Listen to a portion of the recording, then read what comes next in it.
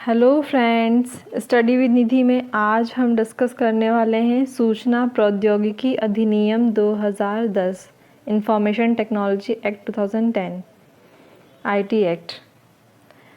कल जो क्वेश्चन पूछा था मैंने आपसे कहा था कि इसका आंसर आप लोग लिखकर सेंड कीजिएगा। तो क्वेश्चन था हमारा कल का, भ्रष्टाचार अधिनियम 1988 की विशेषताएं बताते हुए ये बताइए कि यह कहाँ तक सफल रहा है। तो जिनको भी इसका आंसर चाहिए वो टेलीग्राम ग्रुप में ज्वाइन हो जाएं, वहाँ पर इसका आंसर सेंड कर दिया गया है। और इस तरह के और भी क्वेश्चंस के आंसर्स आपको टेलीग्राम ग्रुप पर मिल जाएंगे। टेलीग्राम चैनल का जो लिंक है वो डिस्क्रिप्शन बॉक्स में नीचे दिया गया है। तो हम स्टार्ट करते हैं आज अपना सूचना प्रौद्योगिकी एक्ट, सूचना प्रौद्योगिकी अधिनियम 2000। तो उसका उद्देश्य है इलेक्ट्रॉनिक लेन देन को प्रोत्साहित करना। पहला क्या है, जो भी इलेक्ट्रॉनिक ट्रांजैक्शन होता है उसको ज़्यादा से ज़्यादा हम इलेक्ट्रॉनिक ट्रांजैक्शन करें, पेपर को कम यूज़ करें और इलेक्ट्रॉनिक मीडिया को ज़्यादा यूज़ करें।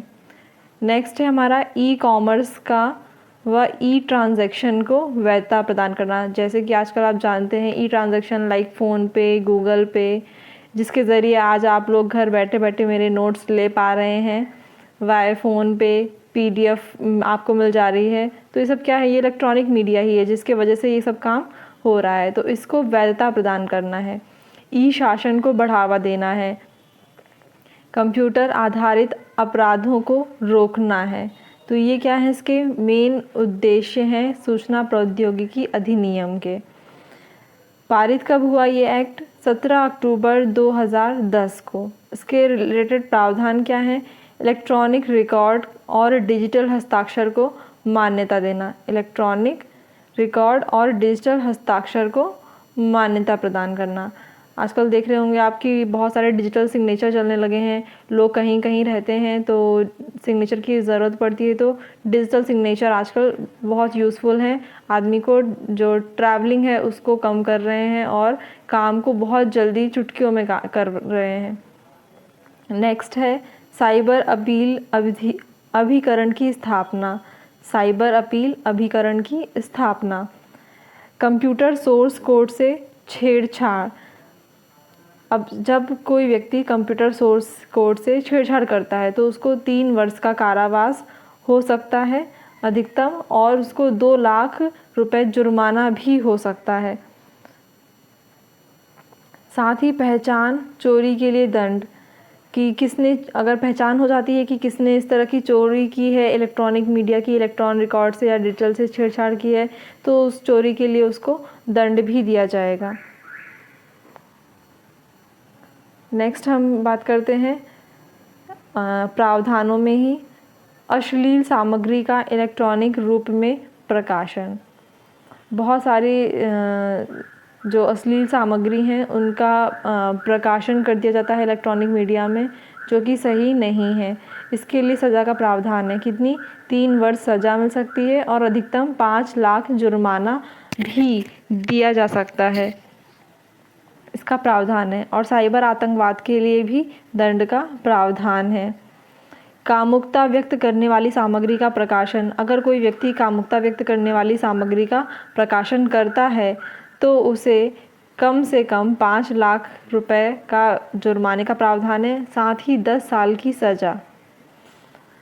सामग्री को हटाने के लिए सक्रिय निगरानी उपकरण की स्थापना। मतलब ऐसा प्रावधान है कि अगर इस तरह की कोई सामग्री इलेक्ट्रॉनिक मीडिया में डाली जाती है तो उसको हटाने के लिए सक्रिय निगरानी उपकरण की स्थापना की जाए। कानून प्रवर्तन एजेंसियों की सहायता के लिए 24 घंटे 7 दिन एक तंत्र की व्यवस्था भी की गई है, जिससे क्या है, एजेंसियों को हेल्प मिल सके, सहायता के लिए। पूरे भारत में संपर्क अधिकारियों की निगरानी की नियुक्ति भी की गई है। क्या किया गया है? पूरे भारत में संपर्क अधिकारियों की नियुक्ति की गई है, जिससे ये कार्य और सरलता से हो, इसके उद्देश्यों को पूरा किया जा सके। अंत में हम इसके निष्कर्ष में यही कह सकते हैं कि अधिनियम में व्यापक सुरक्षा का प्रावधान होने से सुरक्षा तंत्र जो है उसकी स्थापना हुई है। और पर लेकिन आए दिन होने वाली जो इलेक्ट्रॉनिक धोखाधड़ी है, जिसके वजह से इसकी पूर्ण सफलता पर एक प्रश्न चिन्ह का आरोपण भी किया जाता है। तो इस तरह से हमारा ये क्वेश्चन जो है वो कंक्लूड होता है। जो मैंने निष्कर्ष बताया है आपको, उसको ज़रूर से ज़रूर ध्यान में रखिए। मैं एक बार और इसको कंक्लूड करके आपको बता देती हूँ कि इसको कंक्लूड करते टाइम हम लिख सकते हैं अधिनियम में व्यापक सुरक्षा का प्रावधान होने से सुरक्षा तंत्र की स्थापना हुई है। क्योंकि निम्न प्रावधान हमने ऊपर पढ़ लिए, तो प्रावधान होने से क्या हुआ, सुरक्षा तंत्र की स्थापना हुई है। लेकिन आए दिन उसमें होने वाले इलेक्ट्रॉनिक धोखाधड़ी, जो इलेक्ट्रॉनिक धोखाधड़ी आए दिन हो रही है, उसकी वजह से जो उसकी पूर्ण सफलता है उस पर एक प्रश्न चिन्ह खड़ा हो रहा है कि क्या ये पूर्ण रूप से सफल हो गई है या नहीं।